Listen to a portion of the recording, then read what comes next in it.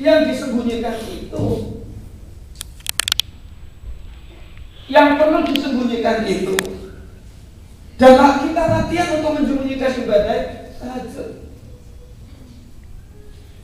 Kalau Bapak dan Saudara kepingin latihan ikhlas, tahajudlah. Di saat-saat orang pada tidur berjemur, hidupkan malam, bangun malam, tahajudlah.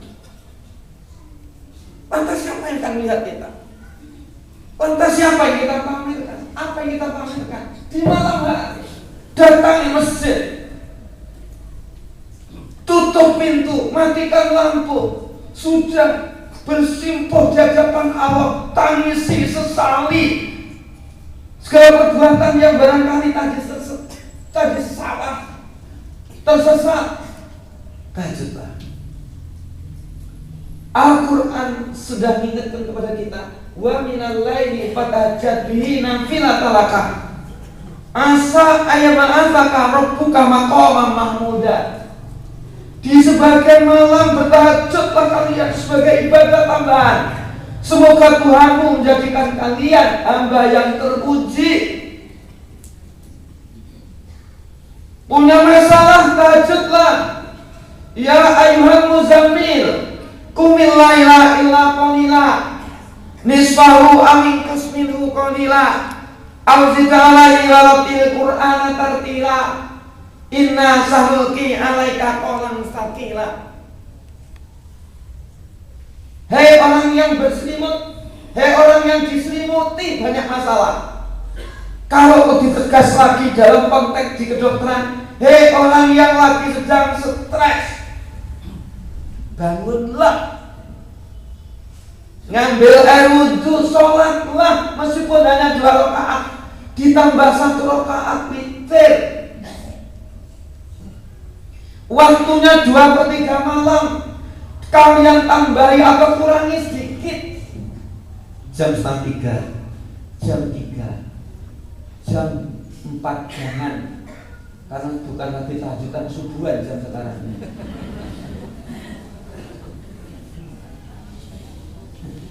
Dijamin oleh Allah kalau kita mau tahajud di malam hari, sholat qobliyah 2 rakaat, hajat kemudian tahajud, jamin, inna sanulqi alaika qawlan tsaqila. Sungguh kami akan berikan kepada kalian perkataan yang berbobot. Mufassir mengatakan itu Al-Quran wahyu.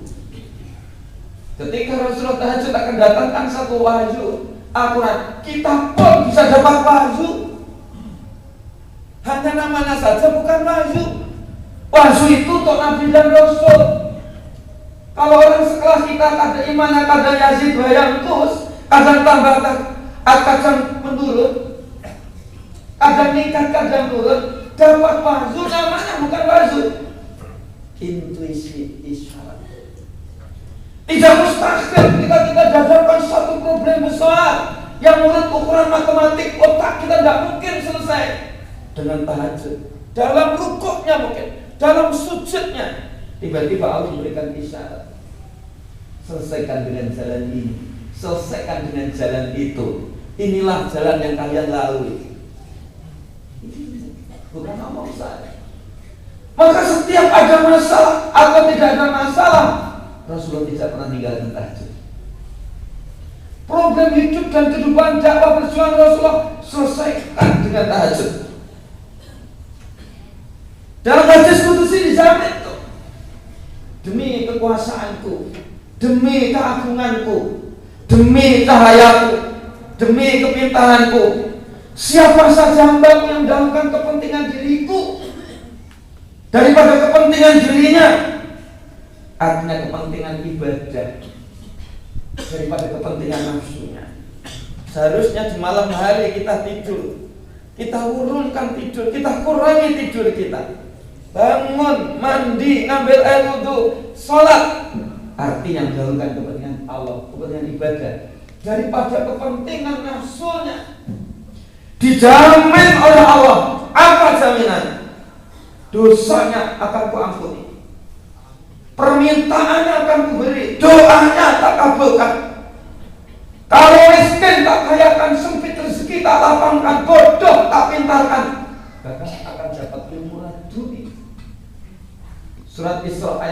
980 kalian buka.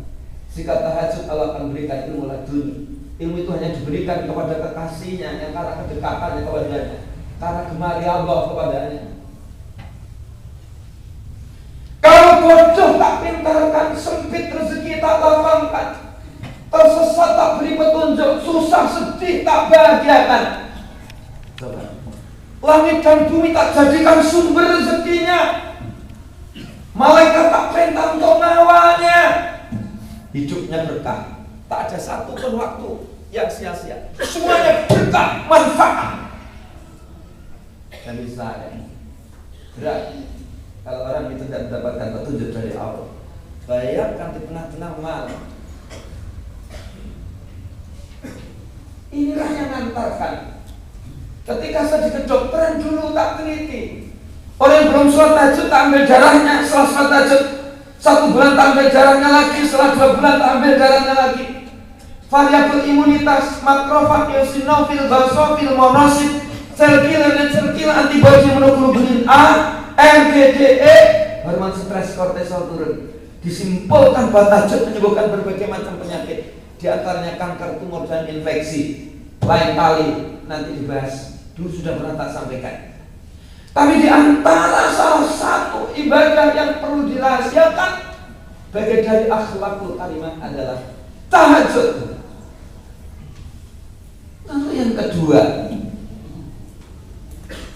Rasul pernah bertanya kepada sahabat, sahabat-sahabatku sekalian, maukah kalian tak sampaikan satu amal ibadah yang pahalanya jauh lebih besar daripada sholat, daripada puasa, dan daripada sedekah? Tentu ya Rasulullah. Rasulullah menjawab, damaikan antar umat manusia, bisa antar tetangga, bisa antar kelompok organisasi, bisa antar keluarga. Damaikan. Itu adalah ibadah yang jauh lebih baik daripada sholat, kemudian sedekah, dan itu puasa. Tapi jangan keliru menangkapnya. Kalau begitu tidak perlu sholat, tidak perlu puasa, tidak perlu kemudian sedekah, cari orang aja yang bertengkar kemudian damaikan. Jangan begitu. Coba jadikan diri kita ini seperti Grandmaster Ki. Kalau saya begitu, owner hotel itu, pemilik hotel itu mesti punya satu namanya Ki, satu kunci untuk satu pintu. Mesti punya namanya Master Key, satu kunci untuk semua pintu tapi satu tingkat. Tapi mesti punya Grandmaster Key, satu kunci tapi untuk bisa buka seluruh pintu dan semua tingkat.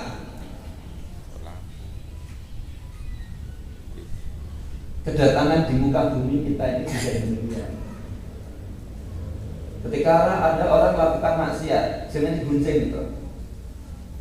Ada Allah merintahkan kepada kita, perbaiki dengan cara yang baik.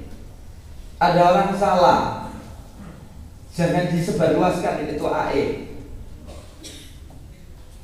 Kita ada kewajiban untuk meluruskan, bukan untuk mengguncingkan. Kalau kita sudah membersihkan diri kita ini, Grandmaster kita tadi, kalau seandainya Bapak ini keluar dari sana, di jalan ada yang tubrukan sepeda motor ke mobil, gak ada yang bantu nolong, kira-kira diapakan itu? Ditolongkan? Pernahkah Bapak dan saudara nanya sampai PDI Gerindra mau Golkar?